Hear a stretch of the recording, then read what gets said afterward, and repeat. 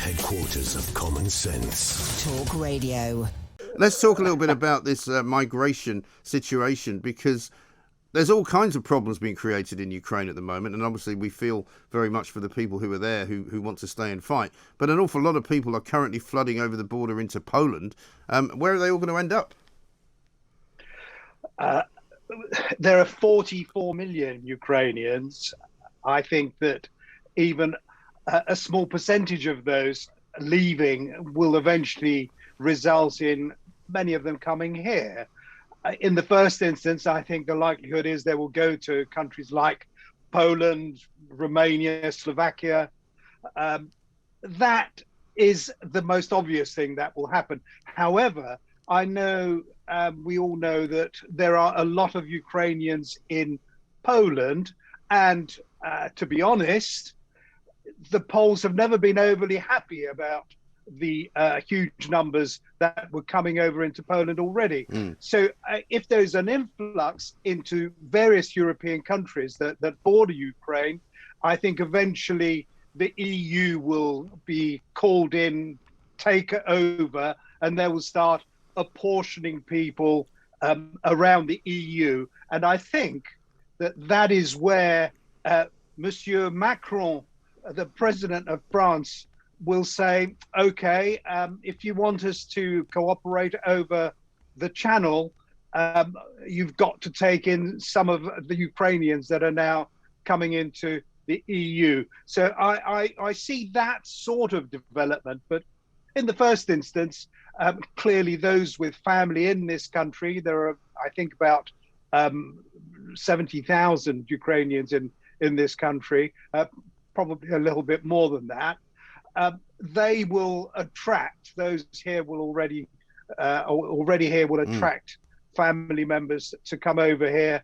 So I see that Priti Patel has made it easier for those who are here to stay and to switch into categories that might otherwise have required them to leave and return with clearance. And obviously we will have people jumping up and down saying that we have a humanitarian kind of imperative to have refugees coming from war zones. But of course, many of the refugees coming from war zones in places like France are not really coming from war zones. So it's all a bit of a mess, isn't it? And we've got presumably still people coming in from Afghanistan. And if we are to take some people from Ukraine, and I've got absolutely no objection to doing that, then, surely it's now time to call a halt to the illegal landings at some point soon, because that doesn't appear to be happening either. Well, not just illegals. And last year we heard yesterday in the figures released that there were 28,500 people who actually crossed in boats, for goodness sake. That's 4 times what it was the year before. Overall, there was something like 37,000 who came over in all, including in the backs of lorries and the like. So illegal immigration is certainly continuing. Asylum applications last year, something like 50,000 applications, and that's just the main applicants. Nothing to say about the families. Then there were those who came here to work, the seasonal workers, those who came to study, family. All these figures shot up in comparison to 2019 and happened in a year when we were, for a lot of the time, under some sort of lockdown, and international travel hadn't returned to the levels that we had seen pre-pandemic. Right. So, yeah, very worrying. And I think that that's where we should step back and see whether or not we're being sensible in saying to 5 million Hong Kongers, yes, you can come here.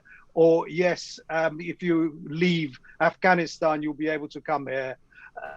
There are so many questions that the government needs to answer before it knee-jerk reaction. Yes, we will take you all in. Yes. And that is what happens without giving any thought to the sort of impact on people in this country and on communities in this country where there are sudden surges of new arrivals needing homes, needing schools, needing medical attention, and the rest of it. Good talk. Hot talk. Bold talk. Talk radio. Listen on your smart speaker. Watch it live on your smart TV. The world headquarters of common sense. Talk Radio.